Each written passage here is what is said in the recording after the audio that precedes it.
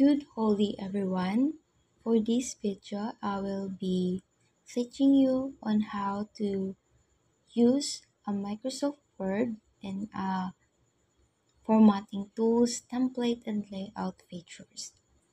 So, Microsoft Word is a popular word processing na ginagamit para sa paglikha, pag-edit, at pag-print ng mga dokumento. Maaari ring magamit para mag-format ng teksto, pagdagdag ng larawan, o paggamit ng template para sa trabaho, paaralan, at personal na gamit. Ngayon, ay tuturuan ko kayo ng basic and advanced features of Microsoft Word. Magagawa rin tayo ng documents at magpo-format ng documents, kung paano mag-insert ng pictures, mga tables, charts, at paano gamitin yung templates and yung mga font styles. Aside from that, we also be using a creative professional documents using formatting tools, template, and layout features. So first, i-open muna natin ang Microsoft Words and choose blank documents. Dito sa taas is makikita natin ang ribbon. Home, Insert, Design, Layout, References, Mailings, and the vocabulary. So, sa home is meron tayo dito mga font styles or theme fonts. Maaari natin piliin kung ano may gusto natin ng mga fonts and others. Dito naman ay ang sizing ng fonts. So, let's try.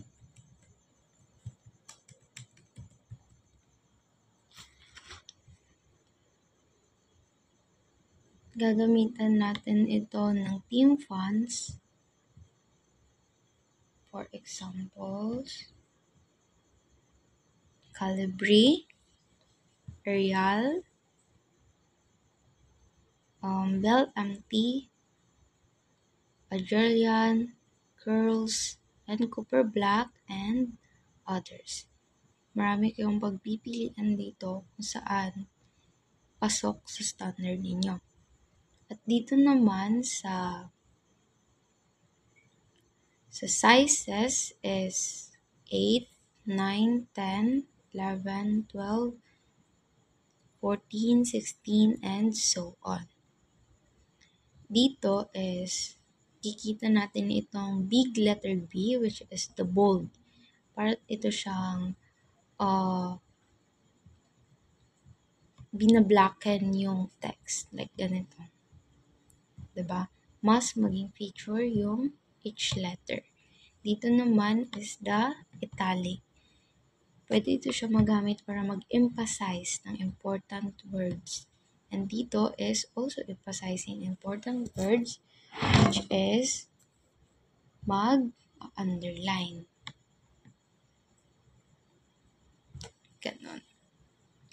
Next is dito naman is same with here. So font sizes natin. So, pwede siya maging bigger, or maging smaller. And dito naman is about the change case. So, dito is makikita natin yung lowercase, uppercase. For example, ganito. Ganito ang sentence case. So, sa sentence case is ang una is big letter. Big letter, however, the second letter here is naging maliit na letter. Ganyan ang sentence case. However, sa lowercase is lahat maliit. Maliit lahat yung letter. While sa uppercase is all capital. Next is capitalize each word. So, dito na yung A and another letter na naman, first letter of another letter is also capitalized. So, dito is para siyang maging, pwede ka dito mag-design or if bet mo yung mga parang sa poster making na mga slogans, ganun. Slogans, I mean, is you can choose also this one. Like ganito, ito naman is ganito, and also you can put shadows. Let's try color this one. And shadow, ganito. And reflection, and so on. So, dito is highlight. Mag-highlight ka ng letter. Very effective ito when it comes to making reviewer. Also, dito is color ng letter. Gusto nyo mag-color ng letter. Next is the paragraph. So, dito sa paragraph is first we have the bullets. Meron tayong bullets dito na also can be effective in making reviewer and also those people na gusto nila na specific or shorten yung mga definition of terms ng isang word. So, ito yung ginagamit nila. Aside from that is, pwede din silang mag-use ng other bullet like ganito and so on. Dito naman is the numbering library. So, very effective ito when it comes to numbering or enumerating something. Here is, I think mas bagay ito when it comes to articles. Ganito, mga sections, para mas maging organize yung papers mo. Okay, aside from that is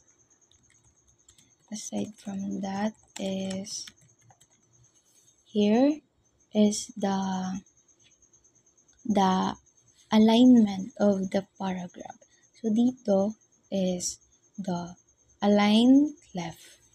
So, align left is all, dito lahat, letters dito lahat sa left is organized, like naka-straight. However, let's try it ha.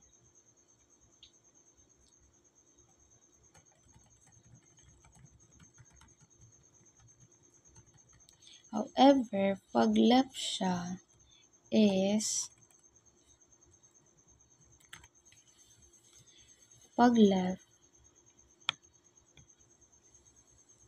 dito lang talaga yung align. No, ito. Dito yung align. However, dito is hindi. So, pag sa center tayo, ganito. So, itong center is bagay siya for those poetry,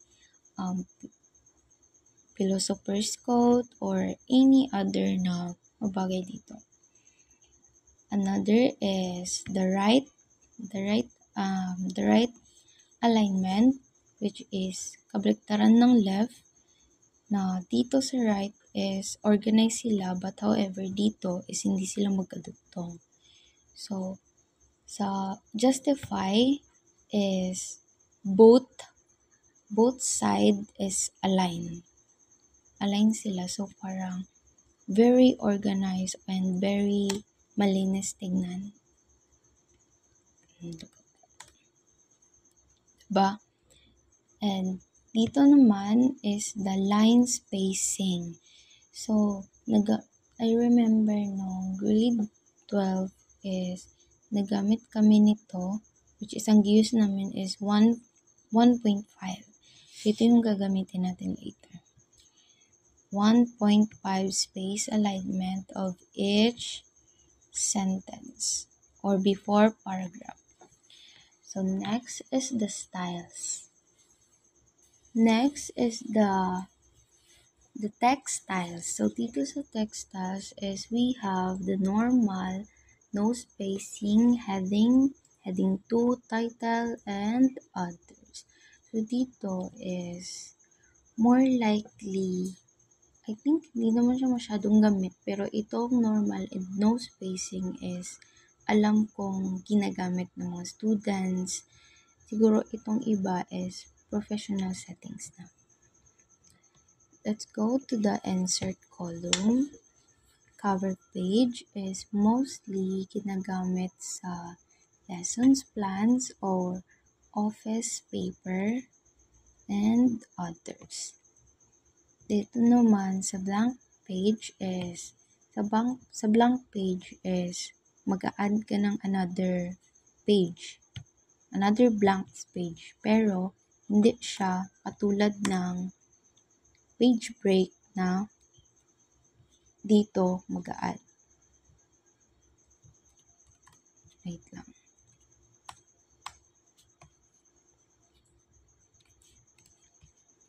Blank page and page break. So, same lang yan sila. However, yung page break is kahit dito pa yung letter mo, okay, same lang sila. Same lang naman talaga silang dalawa, pero I don't know bakit iniba yung pangalan pa, diba? Super hassle. Next is the tables. So, itong tables is ginagamit siya mostly, napapansin ko is when it comes to listing names of the student. Also, present din ito sa exams, like yung magpili ka sa box, choose the answer inside the box, yung mga ganon, or any solving sa math. Nakikita ko to sa math. Also, dito sa insert, another insert is we have the illustration. Inside the illustration is merong pictures. So, mag-try tayo magkuha sa Google ng picture. It is step by step. Okay. Mag-choose tayo sa Google ng picture.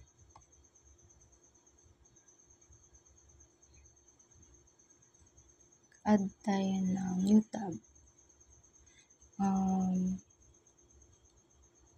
Ano ba?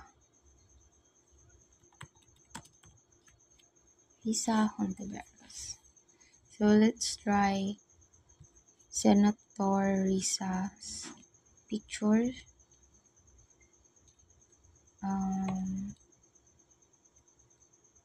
This one.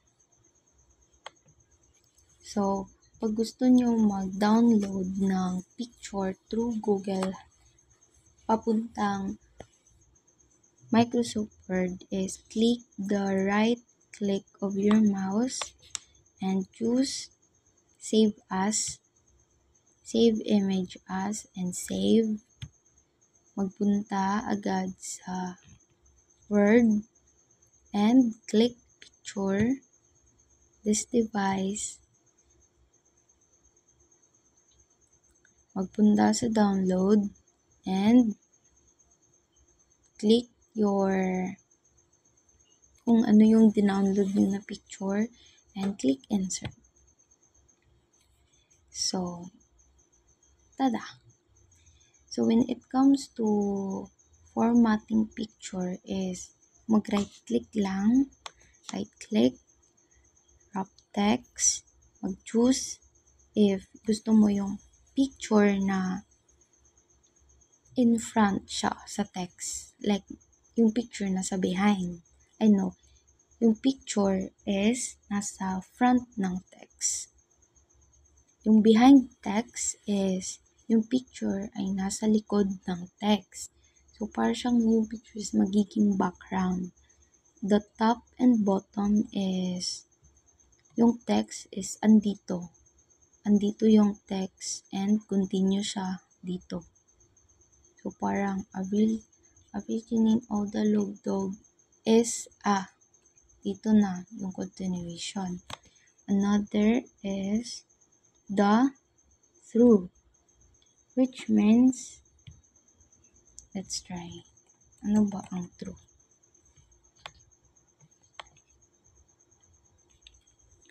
But I guess through is yung parang may text dito, may text dito, may text dito, may text dito. And yung picture is dyan lang siya stable. So parang yung text, continue lang siya dito, continue siya dito, and another dito, and walang text na parang tatakip sa kanya. And next is the type, and square, and in line with text. So, yung mostly ginagamit ko dito is the behind the text or the square. So, we will be using behind the text para mas madali. Ganyan. So, when it comes to picture is may lalabas na. Pag i-click mo yung picture, click natin. Click is may lalabas na format. Merong remove background, correction, color, artistic effects, transparency, picture styles, and others. So, mag-try tayo mag-remove ng background.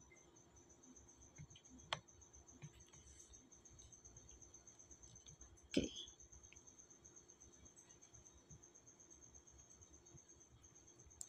Mag-remove tayo ng background. Okay, ganun lang. Ulit is, ito yung background na ma-remove, itong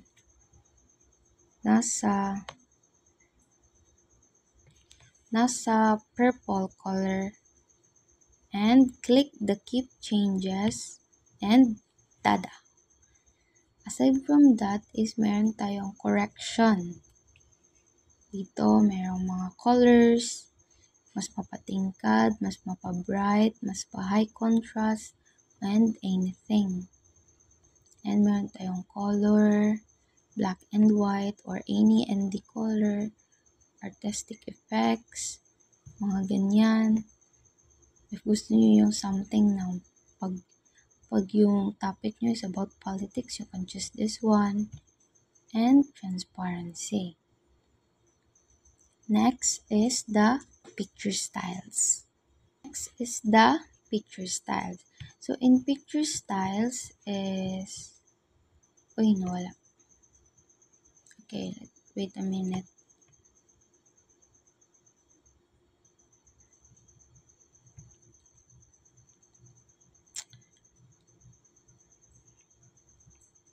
So, sa picture styles is meron tayong mga parang i-frame yung every corner ng picture.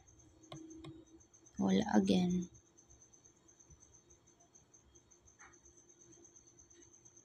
Let's input another.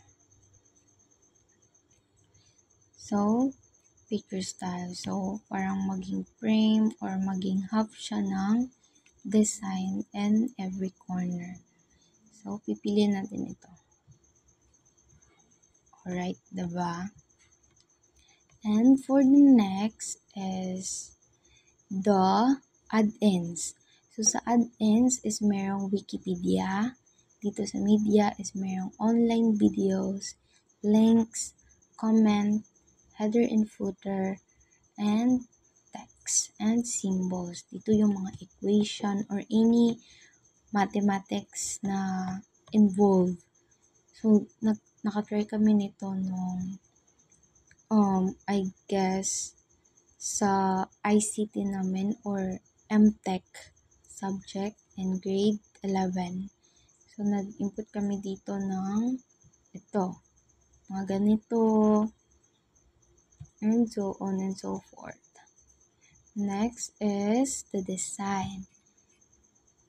In design is more likely when it comes to professional formatting is ginagamit talaga nila itong document formatting and and colors, fonts, and watermark. Of course, mayroong watermark. Confidential. Do not copy or anything na ayaw mong maging or ayaw mong i-copyright ng iba. So, need to put watermark. And also page color, if blue or and borders. Meron itong mga borders. Let's try this one. Ganon. Mga borders. Okay. Next is the layout. So, dito sa layout is dito na natin makikita yung page setup. Like margins. So, margins, we have last custom settings, normal, narrow, moderate, and wide.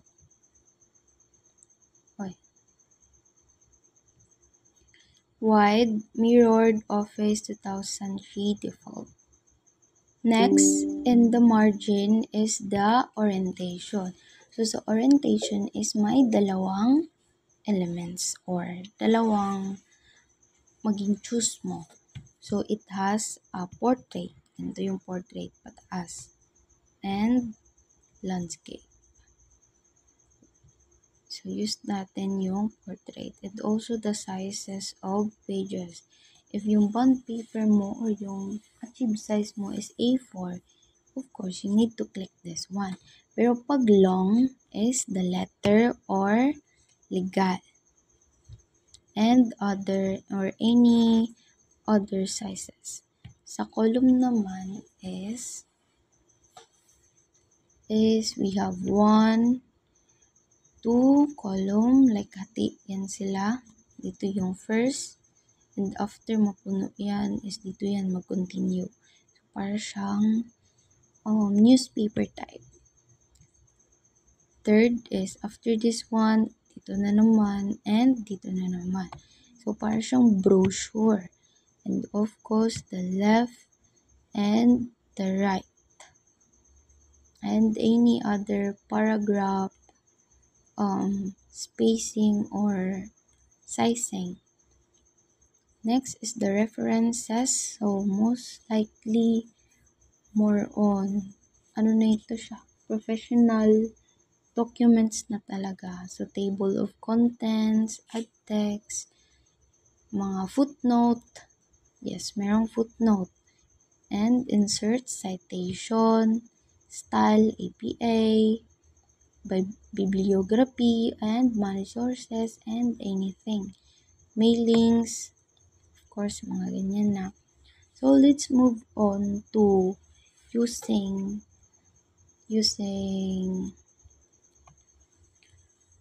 magawa tayo ng newspaper na gamit ang 2 column. Page break, punta sa insert, page break, tapos 2 column. So, mayroon na ako ditong ginawang or na-research na news. So, if meron kayong i-copy sa galing sa Google or anything, is select text, tapos right click. Wala. Right click and copy. Click copy or Control plus C sa keyboard. Control plus C sa keyboard. Control plus V. Pag mag-copy na pala is V. I-paste is V. Control V. Make it a 12. And yung column natin is gawin nating 2. Okay. So, this is the example of newspaper or basta anything or newspaper lang. So, this is the title, the date, and the body of the news. So, ganyan siya.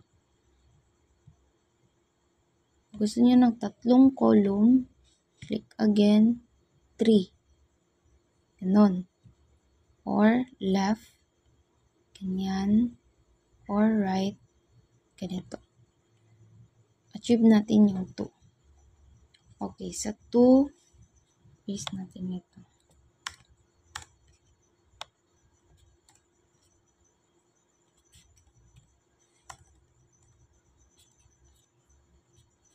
Okay. Hayaan na lang natin yung watermark kasi part of the process natin yan. So, let's insert another page break another, and dito naman is gagawa tayo ng test paper. Kasi sa test paper is marami kang makukuhang symbols, and for us to have a reference is mag-research tayo. Test paper for grade 2 na lang. With true or false, with symbols.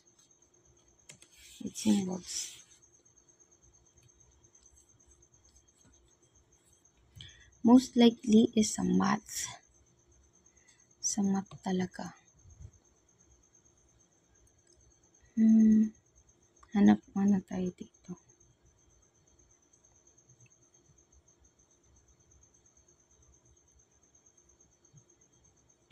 Ito.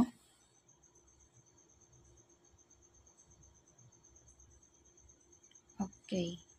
Ito. Gagayahin na lang natin to and step by step sa Microsoft Word. So, first is name. Bakit naka-italic? Kung ayaw nyo ng italic, balik sa home, pindutin ulit yung italic and the underline. Hayaan yung bold. Kasi much better if naka-bold. Ialis na lang natin itong borders. And the watermark also.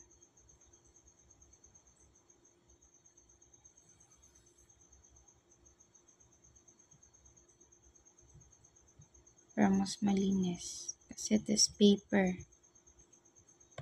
Name,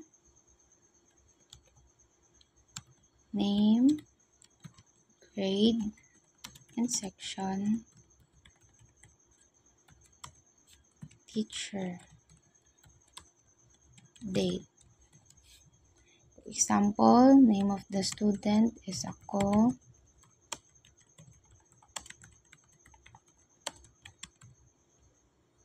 Section 2, Barbie.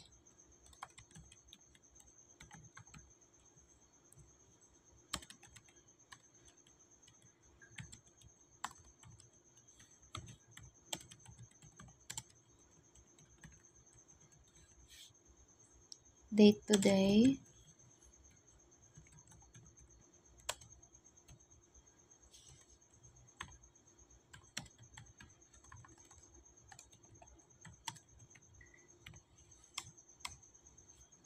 And if pwede mag-bullet, pwede tayong magawa ng bullet. Pwede ito. Or ano ba?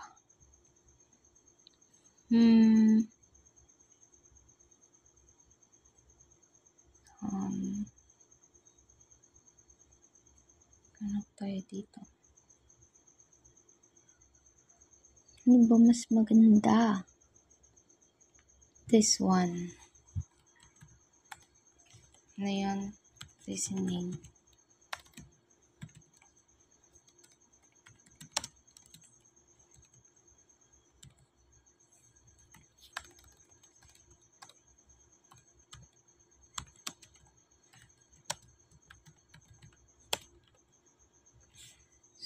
Listen and circle. So, dito, mag-numbering tayo. Mag-numbering 1. So, meron ditong isang unggoy, dalawang unggoy. Gawin natin yung baboy. Pig.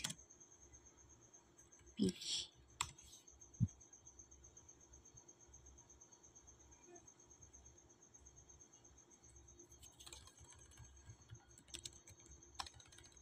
Clip art.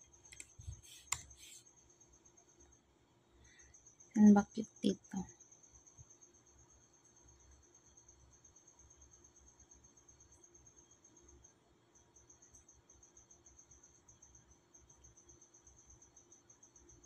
Ito na lang. Okay? Again, when it comes to saving picture, i-save as. Save. Tapos, punta sa Word. Pagkabalik sa Word, punta sa Insert, Picture, punta sa Download, Image, Insert. Okay. So, sabi ko diba, para ma-move yung picture is you can click behind the text or square. Pero behind the text na lang yung akin kasi much better. Ala! Oh, bakit kumanon? Kinarayaan na lang.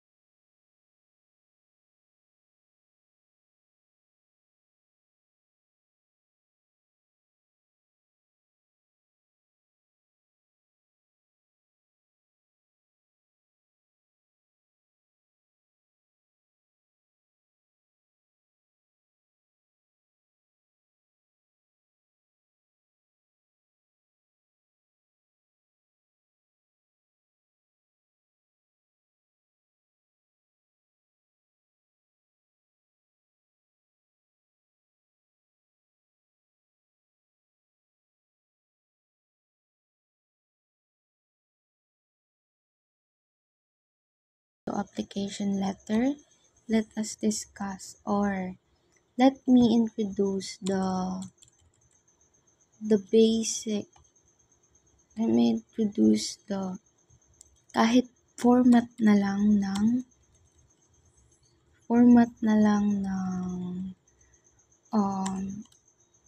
application letter. So, letter na ito is, you can see how messy it is in the right side. Hindi siya align and more on ganyan-ganyan siya. So, let's improvise this one.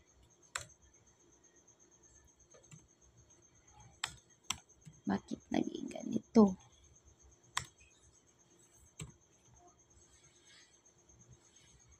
So first, let's input the name.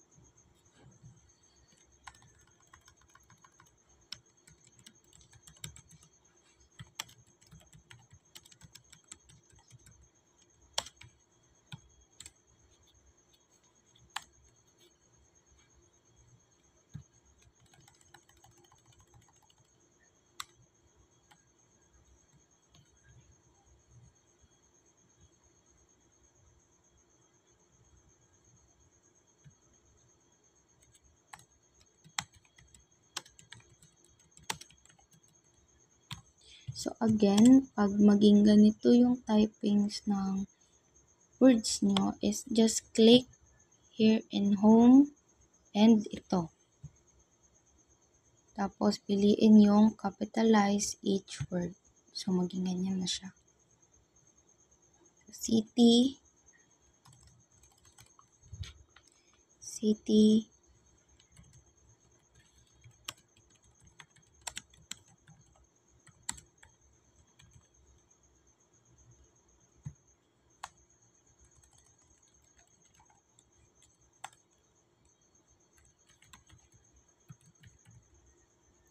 phone number,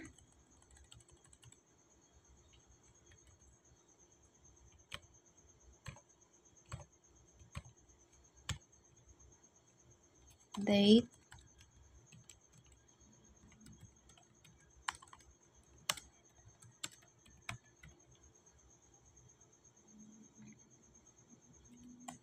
address of the place,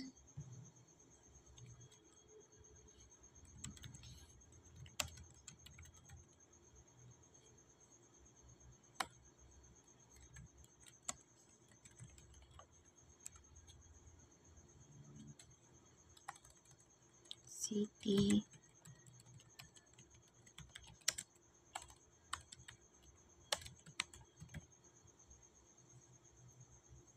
and the name.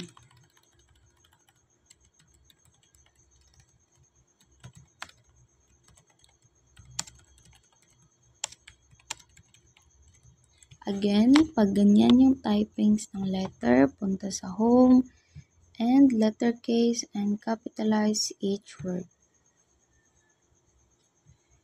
So, as you can see, sa application letter natin is meron siyang flaws.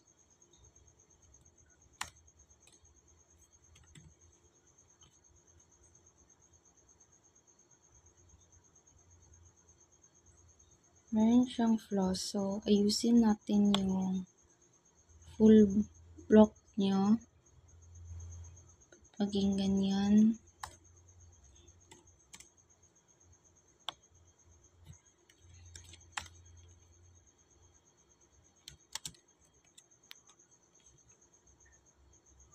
Uy, bakit naging ganito? So, para mabalik siya sa dati is just click this align left. Ganun. Tapos, yung aayusin lang natin is the body. Itong body. So, click, click, click, select, and click justify. So, that's it. I hope you guys may na-help ako sa inyo to discuss this one.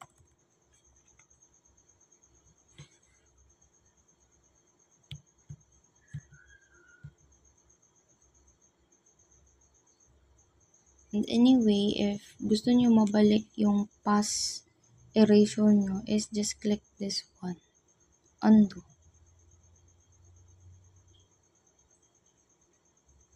Okay. This is how to put picture using insert, download, and click picture. Sa home, merong font size, bold, italic, and underline. And the slogans, the highlighter, the color of text, cases, bullets, paragraph, and textiles. Sa insert, design, sa layout, pinaka-importante. And aside from that is, should be Arial font. Okay. I guess that's it. And also, meron akong isa ditong ginawa na katulad rin ng ginagawa ko ngayon. So, ito siya. Okay, wait lang. Nahanap ko. Saan yun? Saan yun napunta? this one. This is my first draft. Ito yung news. Diba? Naka-align. Naka-organize. And dito yung test paper na una kong ginawa. And the application letter. So, I hope you guys na may naging help ako sa inyo to improve your knowledge about here in Microsoft Word. And thank you. Bye.